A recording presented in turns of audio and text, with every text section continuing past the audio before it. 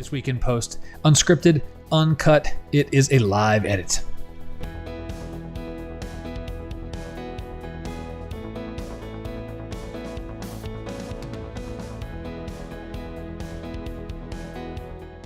Hi everybody, I'm Scott Davenport. Welcome to In Post. This is a live edit. Live is kind of in air quotes, but what it means if you've not tuned in to a live edit before is I'm going to go through the processing of a photo I've never processed before. So I've just taken the shot, I've done my basic cataloging, but I've done no modifications to it. I'm going to start with what came out of camera and go through my entire process.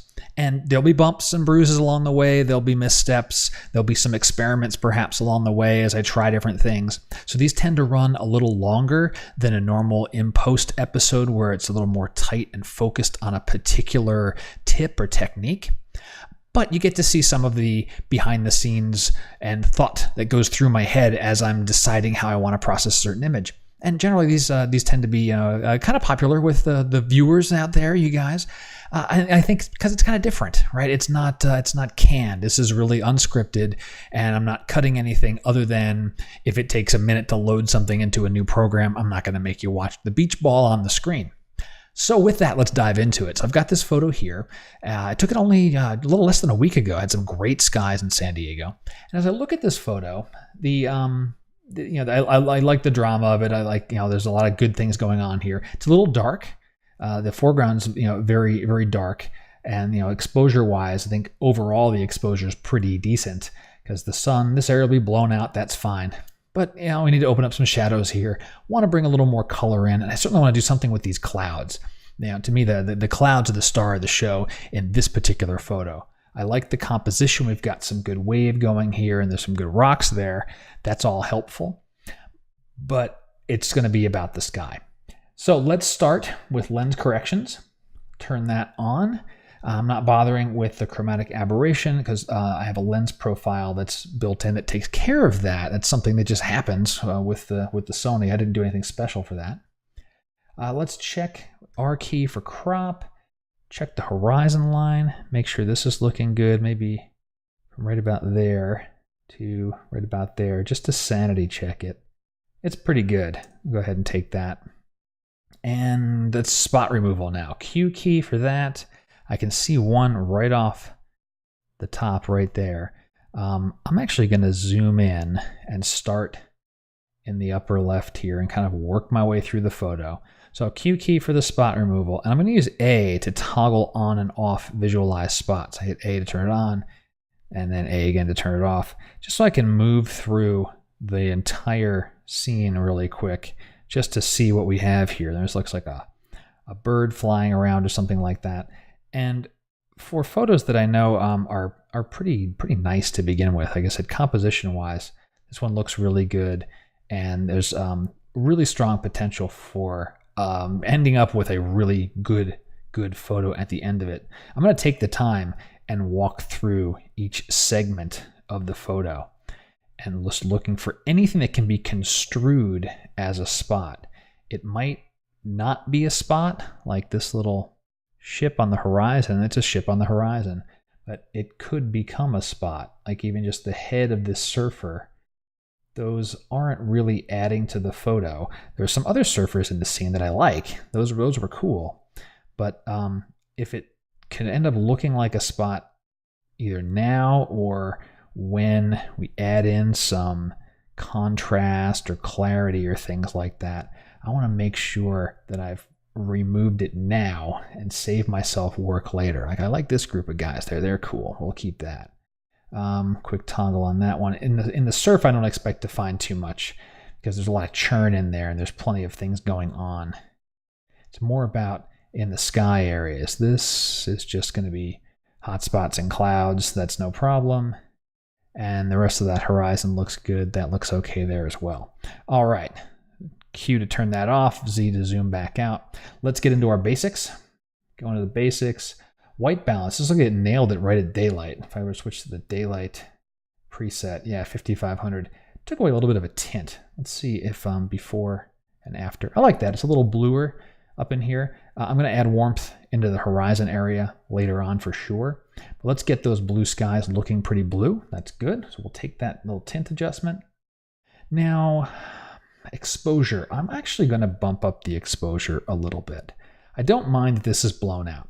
You're shooting into the sun will be blown out. End of story. It's going to happen. I don't care if you're bracketing. Even your bracket, I don't know, 11 frames or whatever, and you have a -6 EV, it's going to look strange. Our natural world, the sun is going to be blown out if you look at it. So you have a photo that's pointing at the sun, it's blown out. It's okay, at least in my book.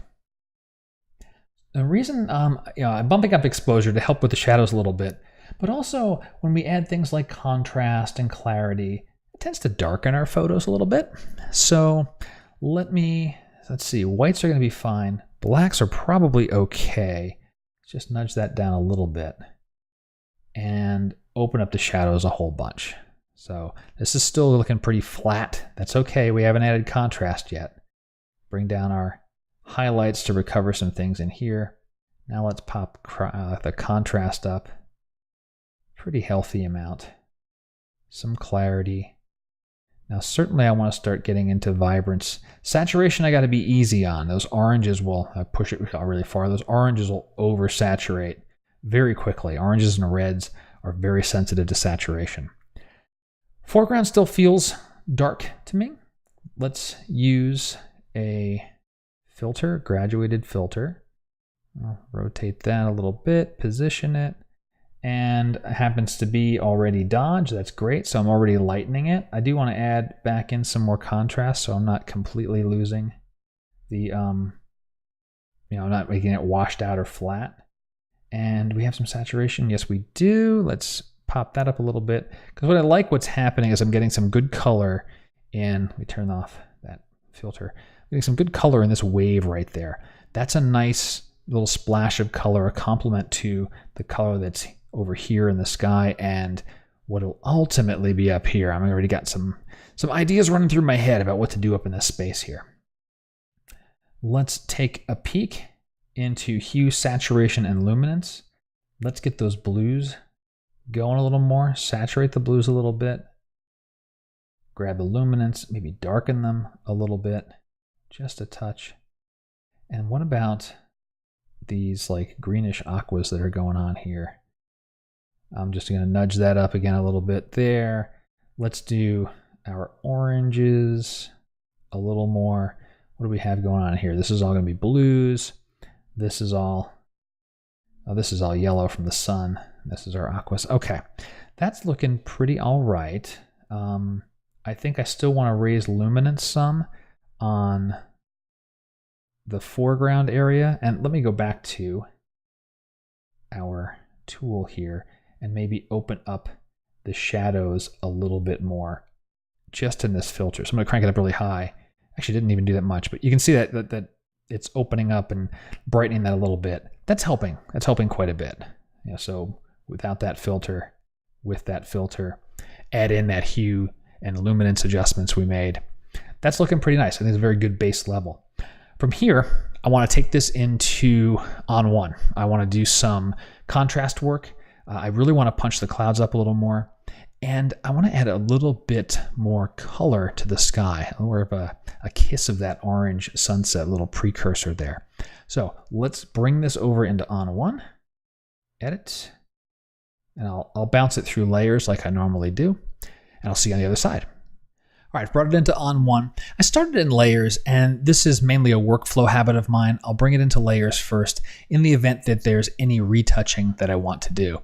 Now, I took care of a lot of that in Lightroom, and even taking care of a couple of the surfers that I didn't feel were adding to the shot. I don't think there's any more retouching I need to do on this one. So I'm going to switch it to a smart layer, and then we'll bring it into effects. So we'll go right over into effects.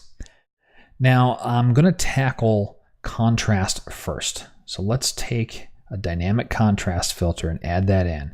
And that looks pretty cool. I actually like the grit or punch it's adding to the sky. Maybe tone it down a little bit. It feels a little too much in the foreground for my tastes. Because I want your eyes to be, seeing that sky. So if I turn this off and turn this on, it seems to be punching it up a little bit too much in the foreground. So I'm going to grab a masking bug, take the opacity down to, let's just start around 40, drop the bug, and rotate it around so I'm masking away. If I hit the O key, I'm masking away some, 40% or so, of this effect from the foreground. And now, before and after, we're getting a nice punch in the sky, but not too much in the foreground. I like some of it. You know, these swirls of water look cool. It's actually making that aquamarine green in the ocean kick up some. Looks pretty cool. I don't want to do that at full strength. Now, I mentioned color, and we did some good color work in Lightroom already. I want to try to kind of light up the underbelly of these clouds a bit with this orange. So let's grab a color enhancer. And I want to go into, you know what? Actually, let's not use a color enhancer. Let's take the color enhancer away. Let's use a photo filter. Okay, photo filter. Now the reason I want to use the photo filter is I can be more selective about the color that I select, and I can use it to paint in a bit. So I'm going to add color to places that didn't already have color. The color enhancer takes colors you already have and saturate them, desaturate them, you know, shift their hue. With the photo filter, we can do a little more interesting stuff here. So first I'm going to use my little eyedropper and grab one of these oranges from the sunset, something like that, and just say, okay, that's nice. So right now I'm adding this orangey color to the entire scene. Now I'm going to increase saturation and I'm going to increase strength. Now what I'm looking at these clouds. I'm not looking anywhere else in the photo. Other areas are looking like they're really getting, you know, kind of strange.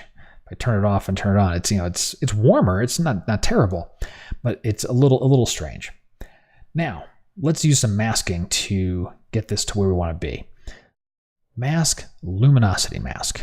Now a luminosity mask is going to create a black and white rendering of the photo, but put it on as a mask. So if I switch my mask view mode to grayscale and I press the O key, what we're looking at right now is a mask. It's not a black and white version of the photo. Anywhere that's darker, there's no color, no photo filter being applied. Anywhere it's brighter, it's getting it. I can now invert that.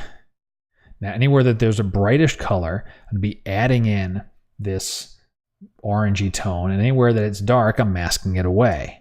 So now, turning off, turning on, I'm starting to kiss the undersides of these clouds with a little bit of this orange. And I think I might make this a stronger orange, just to give you an idea of what's really happening. If I go like, you know, some crazy color like red or purple, you can see the darker parts of those clouds are getting that tone. Let's go with something around there. Maybe even saturate a little more, brighten it up. Polarizer, what's that doing for me? No, do not like that. Let's back that off. Little saturation action before and after. And I want to also protect some of the highlights. And let's see about protecting midtones. What's that doing for me? I don't want to protect too much of that. I may want to protect some of the shadows. No. All right, that's pretty cool, but the last thing I do want to do is not have it in the bottom of the screen. I like what it's doing to the sky. I don't like it's kind of washing out my cool aqua colors there.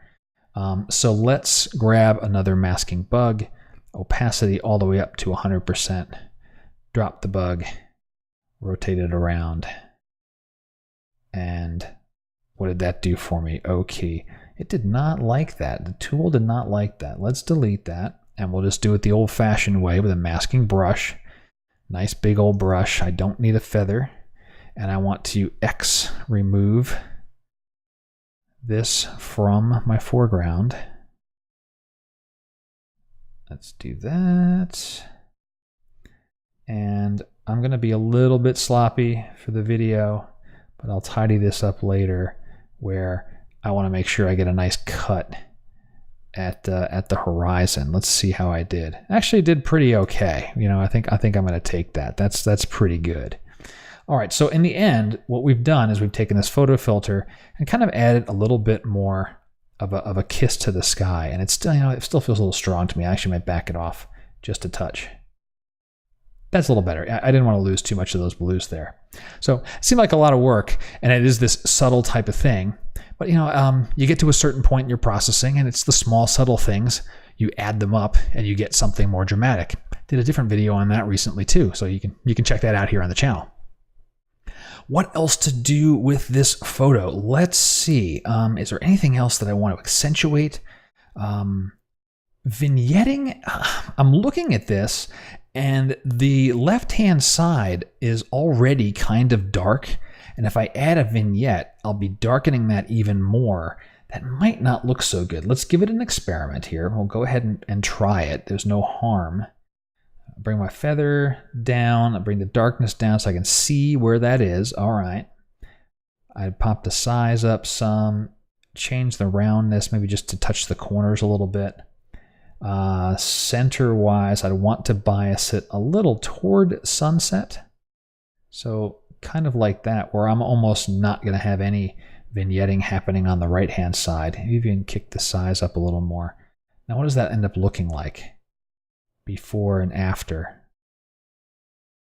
I'm kind of indifferent on it. It's not really, the vignette's not really helping draw my eye any more than already is naturally happening in the scene.